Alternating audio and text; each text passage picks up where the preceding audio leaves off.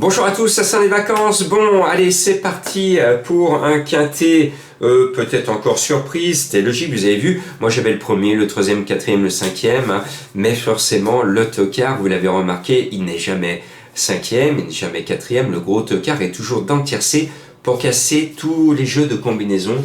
Et moi, on referait la course, je ne remettrai pas le cheval qui a fini second, donc aucun regret pour moi. Heureusement que je vous ai donné vendredi et samedi pour bien finir le mois de juillet. Bon, alors là, je tente de mettre Soumillon en tête de ma sélection avec le 3 Vadalia qui nous a ruiné dans un quintet, mais je pense que ce jour-là, elle était indisposée. Voilà, dira-t-on. Et je pense qu'elle peut retrouver de son panache. Et comme Soumillon a envie de gagner en ce moment, je ne me pose pas de questions, je mets le 3 en tête et j'applique mes méthodes avec le fameux jeu de la finale, avec le 13, Candy Time. Candy Time qui est ma trouvaille, ma belle trouvaille, ce numéro 13. Je l'aime bien, le jockey, je l'adore. Le cheval est en forme sur la montante, bien placé au poids, tous les feux sont au vert. Et puis le 5, Népalais, c'est Stéphane Pasquier. Alors Stéphane, si tu m'entends, je ne sais pas ce qui t'arrive. Parce que ce dimanche, tu étais mon coup de cœur. Je me suis dit, c'est la course de Stéphane Pasquier. On ne l'a pas vu de toute la course. Pratiquement pas cité par les commentateurs, pas vu. J'ai regardé la course, mais alors je n'ai pas vu Stéphane. Je me demande où il était. Mais alors, pas là. Qu'est-ce qui t'arrive, Stéphane? 10% de réussite dans les quintets. On n'a jamais vu ça pour quelqu'un qui est surnommé Monsieur Quintet. Bon, alors j'espère que sur le 5 Népalais, Stéphane va nous faire manger beaucoup de brioche après le poteau, parce qu'avec gourmandise, on l'aura touché.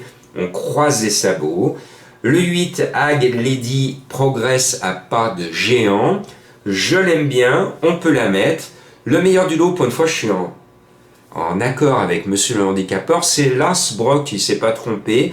C'est le plus chargé. Après, bon, à ce poids, les chevaux, vous l'avez remarqué, de handicap, surtout à ce niveau-là et avec ces jeunes, s'ils gagnent, ils sont barrés dans les quintets et sont condamnés à les voir au-dessus. Donc, c'est pas obligatoire que Brock ait envie d'aller voir tout de suite au-dessus. Il peut faire carrière dans les quintets. Donc, s'il veut faire carrière dans les quintets, il faut surtout pas qu'il gagne.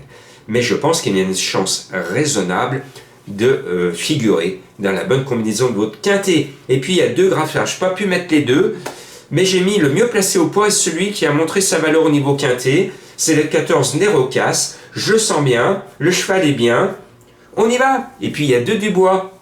Eh bien je mets la deuxième cartouche Dubois, le 10 Madison Avenue, qui a démontré qu'elle avait la valeur quintet. Elle a fait l'arrivée d'un quintet. Donc elle peut répéter. Et puis, Madame Colombo va se mettre au vert au mois d'août.